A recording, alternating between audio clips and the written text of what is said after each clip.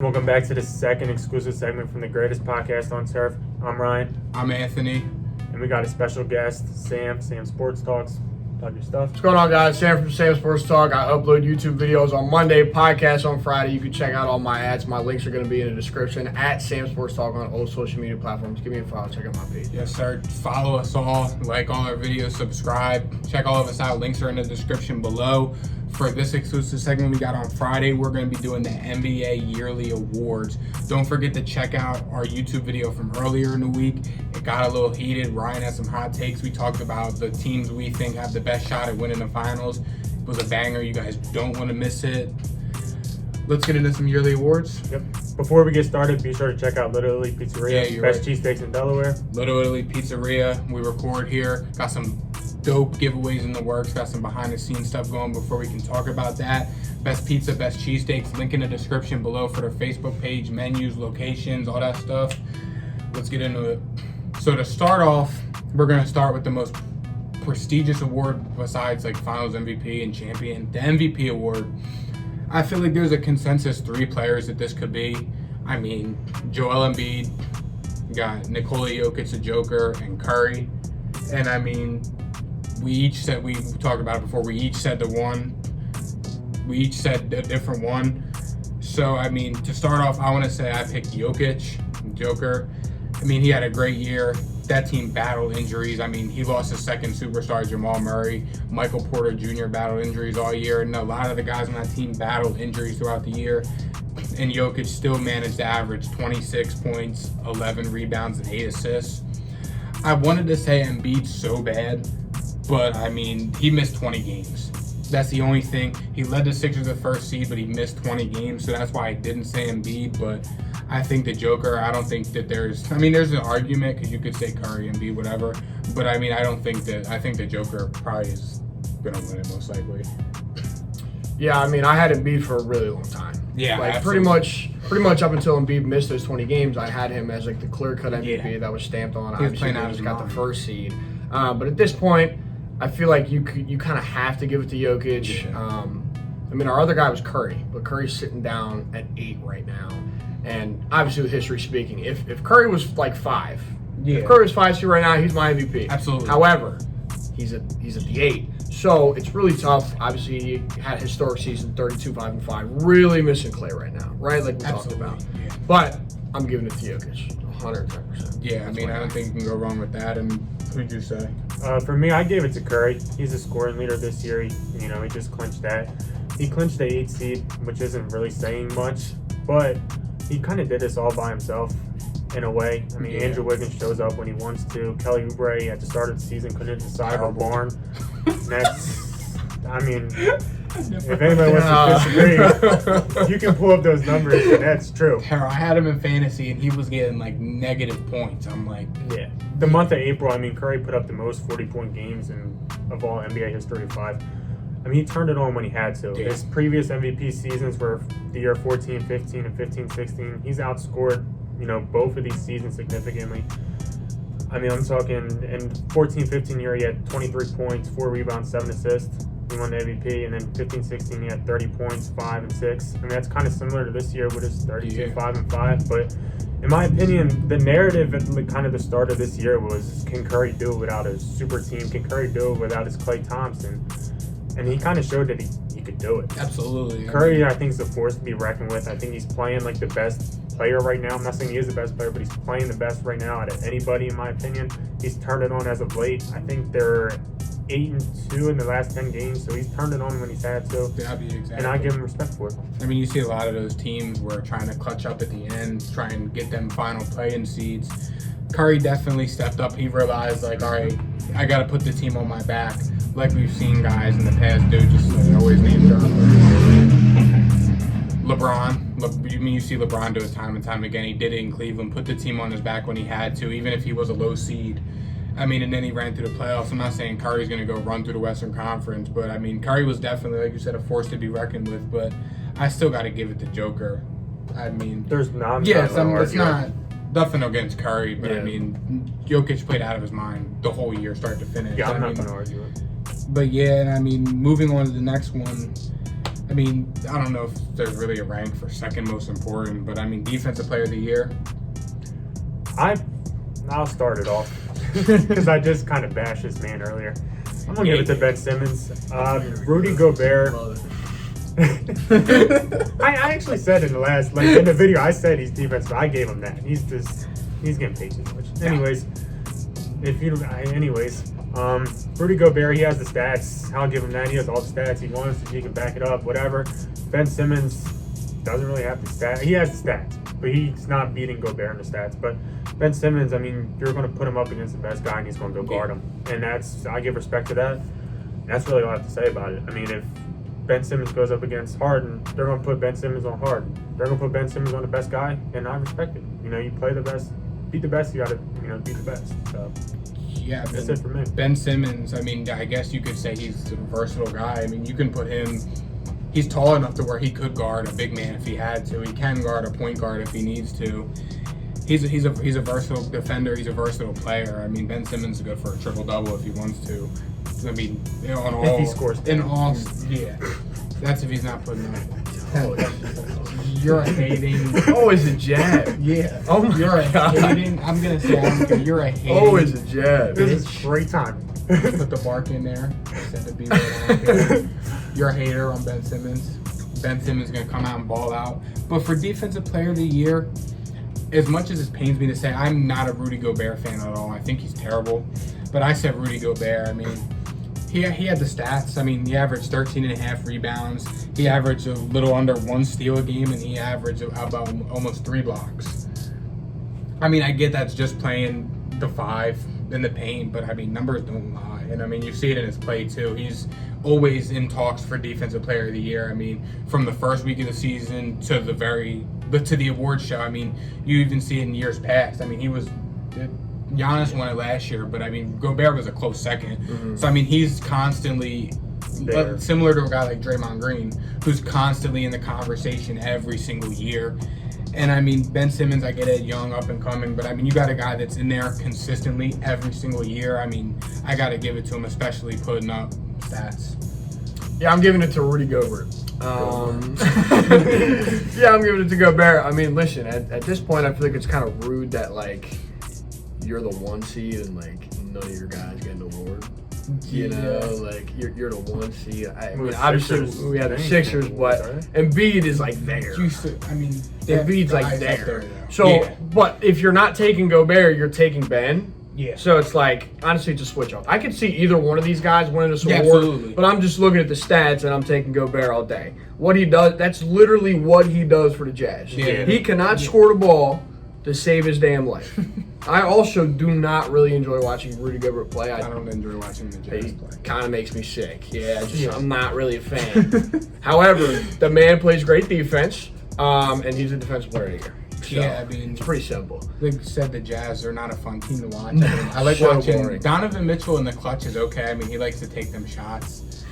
But I mean, other than that, the Jazz aren't a very fun team to watch. I don't think they're that good. Sure, they were 1 seed. I just want to throw in a little jab. Yeah, he mentioned that Rudy Gobert only plays defense for the team. You know, it's kind of similar to the guy that we're comparing him to, Ben Simmons. Nah, Ben Simmons runs an offense. All right, can we move on? It was a joke. Anyways, oh my God. Rudy Gobert, I think he's, my goodness. and I think he's going to get it because the numbers, and I think they tend to look at the numbers more than the eye test in a way. Mm-hmm.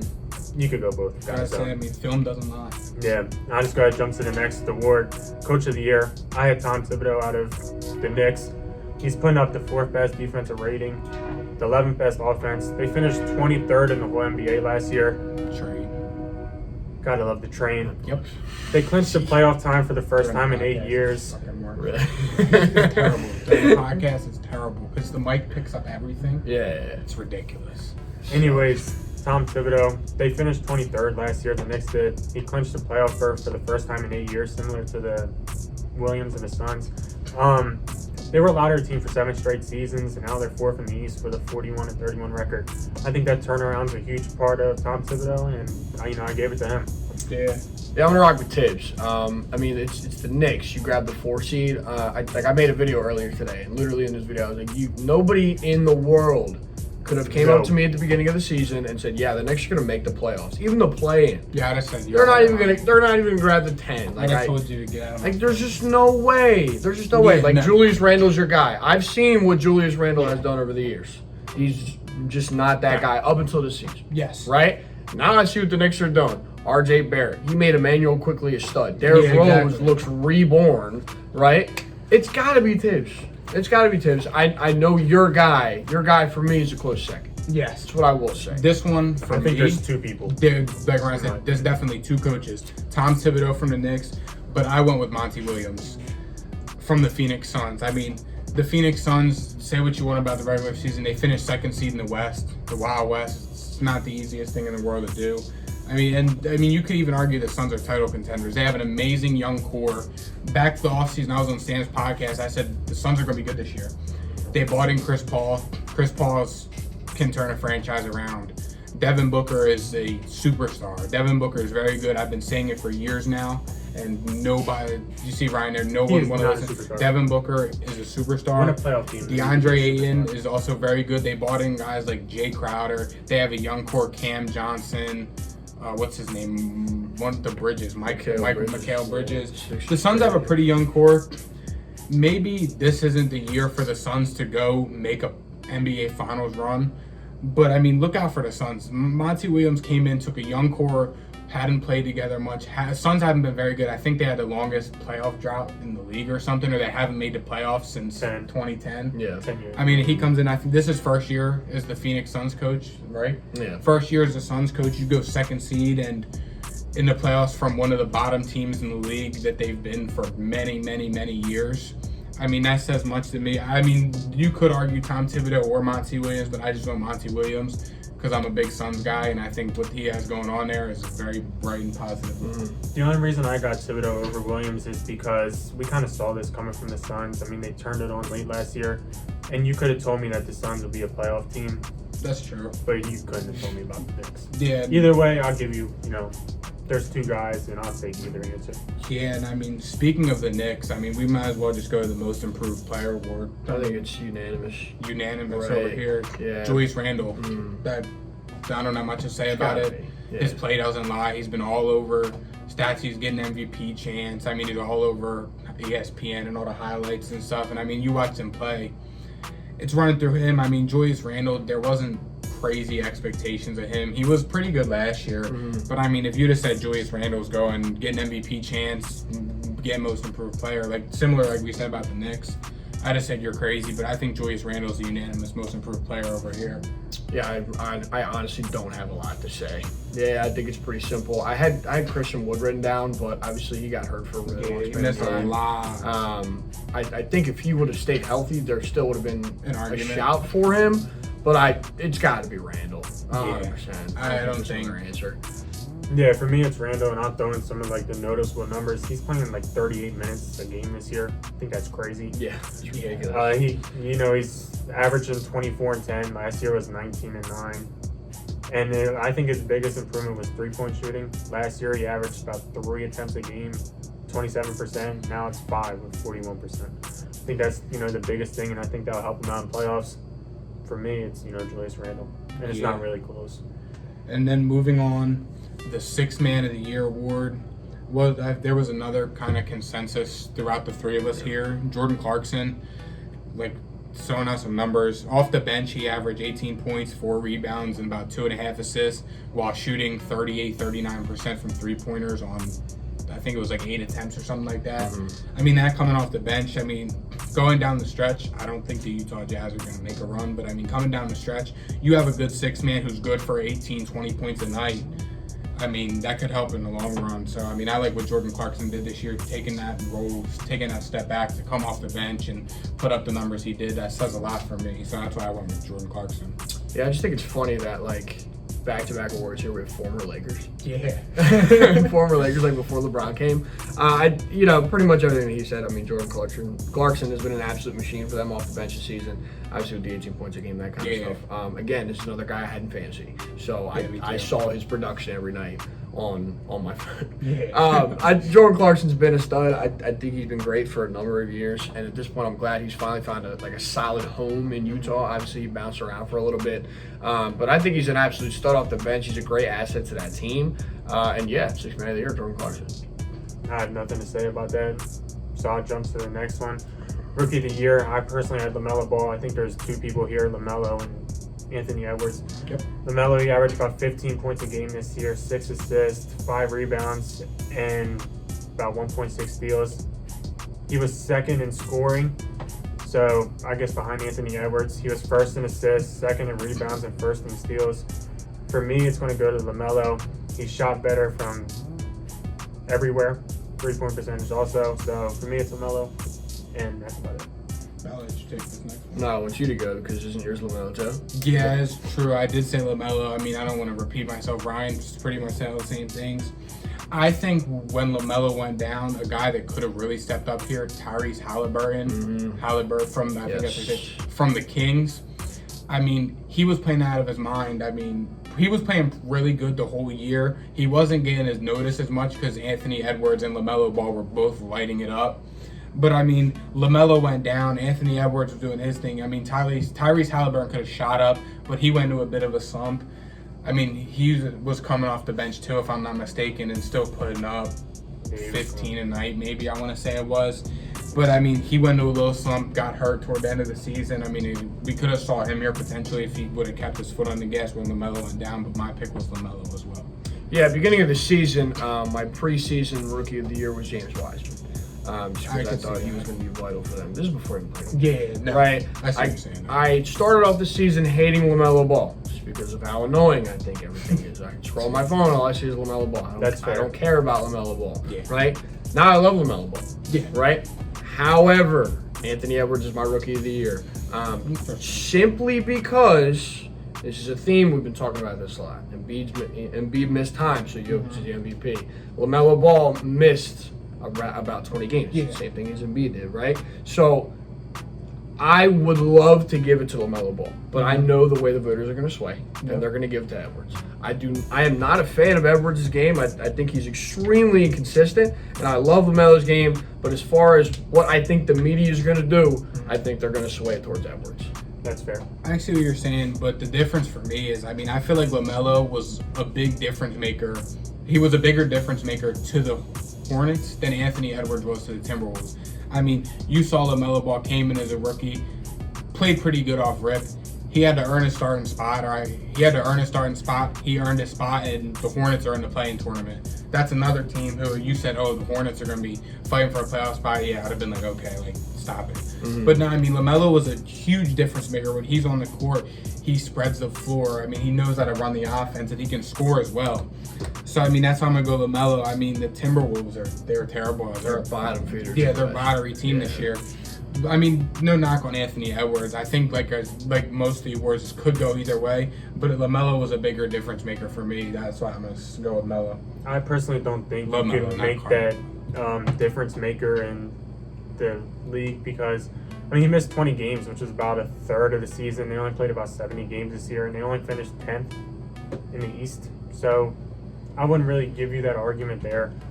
But, I mean, I could see either guy. I just think LaMelo was more efficient when he was playing, so that's why I give it to him. Yeah, I just think Edwards would shoot the Timberwolves out of games. I could see That's like I'd give it to LaMelo Ball 100%. You know what I mean? Like it's I see what you're saying. Man. I mean, like it's not these ones. It could be either way, but I mean, I think that was our last award. Yep. It's gonna wrap this one up, guys. Thank you guys for watching. Be sure to check out Wednesday's video. That one got crazy. Actually, like no clickbait. That one got very loud and heated. Be sure to check that out. Check out the podcast we're doing. Don't forget, show some love to our boy Sam. Thanks for coming on, bro. of course, bro. Thanks for having me. Doing some dope content. Look for more collabs and collabs in the future from us. Like, subscribe, show all of our accounts love. We got a lot of different accounts. We got a lot of stuff going on together and off the court. I mean, you're bringing back 10 for 10 with your boy Cal. I am, yes. 10 for 10 is coming back this week for the NBA playoffs. We're going to do the play-in. We're going to run through the bracket. We're going to do the first round, all that kind of stuff. We're throwing money down. So it's big stakes. Big stakes. Me and Kev have a lot of hate towards each other as far as that stuff goes. So, yeah, 10 for 10 is coming back. But, yeah, be on the lookout for that. Show us some love, and we'll see you guys next week. See ya. Peace.